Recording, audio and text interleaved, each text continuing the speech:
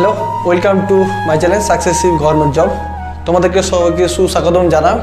আজকে খুবই একটা দুঃখের বিষয় নিয়ে কথা বলতে চলে এসেছি। একদম খুবই দুঃখের খবর তোমাদের আজকে চলে এসেছি। কিন্তু এই যে তোমরা থাম্বনেল দেখছো, সেই থাম্বনেল অবশ্যই থাম্বনেল দেখে আমাদের কালকে এই পোস্টটা দেখে খুবই একটা খারাপ লেগেছে, মনোবল ভেঙে পড়ছে।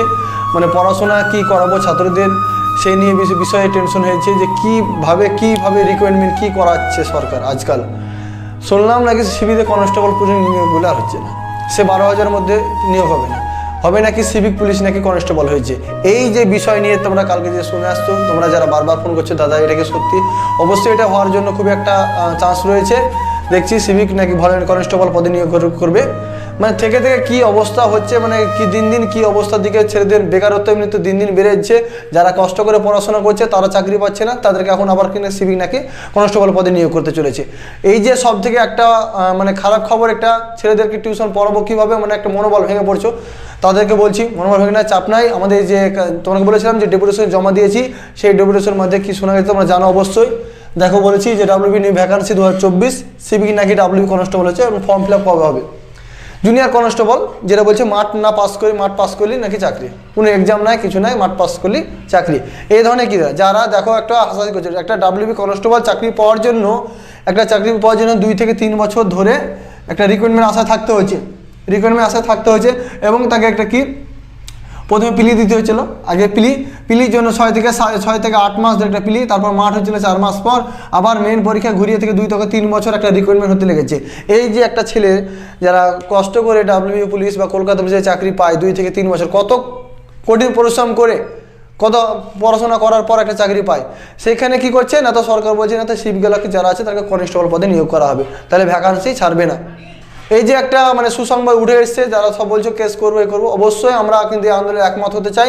কিন্তু আন্দোলনটা আমরা কবে করব?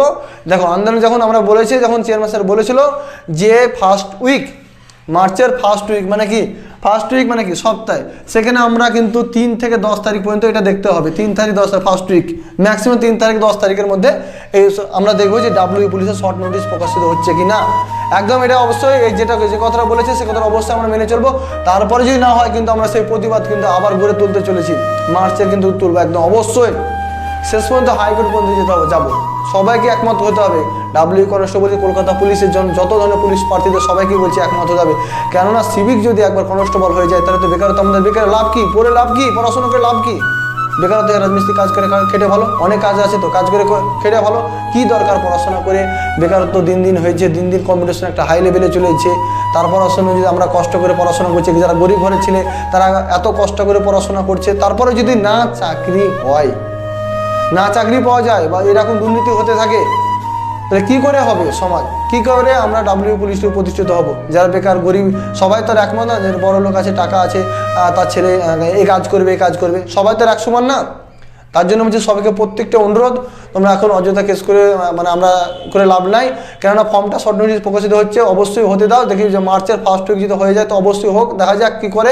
সিভিক তো এমনিতে দিয়েছে 12,000, যে ক্যান্ডিডেটটা ছাড়বে 12,000 বলেছিল, 12,000 প্লাস, সেখানে তো এখানে 20% সিভিকদের এখানে তো বলাই দিয়েছে, 15% বা 20% একটা সিভিকদের থাকে। তার সত্ত্বেও কেন জুনিয়র কনস্টেবল ছাড়ছে এখানে কেন মাঠ পাস করলেই চাকরি?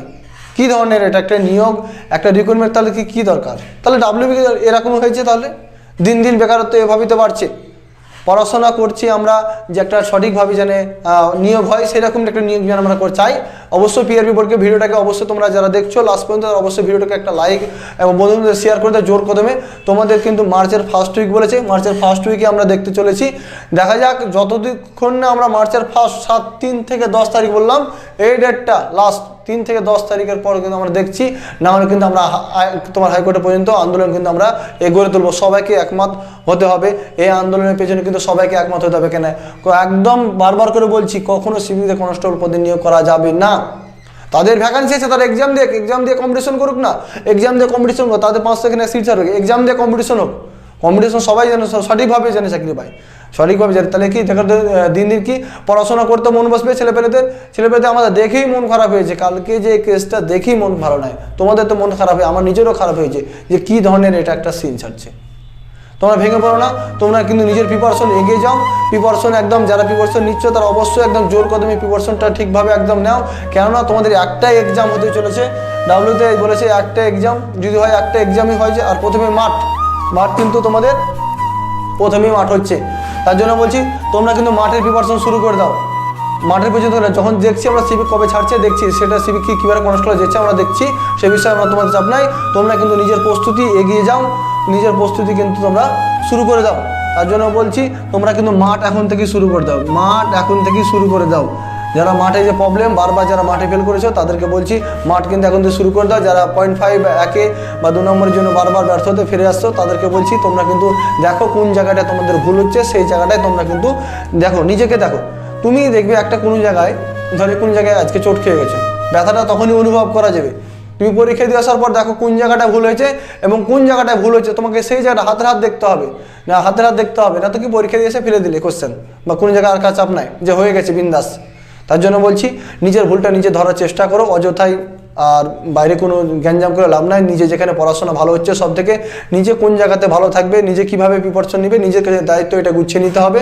কেউ কারোর কাছে থাকবে না, সময় কোনো শেয়ার বা কোনো ইউটিউবে তোমাকে 1% যতটা বক্তব্য দেওয়ার বলে দেবে, তোমাকে বুঝার ভাগ বুঝিয়ে দেবে। তুমি যদি বুঝে না বোঝো তাতে কিছু করার নাই, তোমাকে যথেষ্ট পরিশ্রম করতে হবে, কেউ তোমাকে পরিশ্রম করে দেবে না, ঠিক আছে। এই বিষয়ে বন্ধু যারা বাকিরা যারা কমেন্ট করেছো তারা অবশ্যই তোমাদের কমেন্টের উত্তর দিয়েছি, এবং যারা বারবার ফেল করেছে তারা কিন্তু জোরহাত একটাই, সামনে এটা লাস্ট সুযোগ, এই সুযোগ কিন্তু তোমাদের ছাড়ছে না।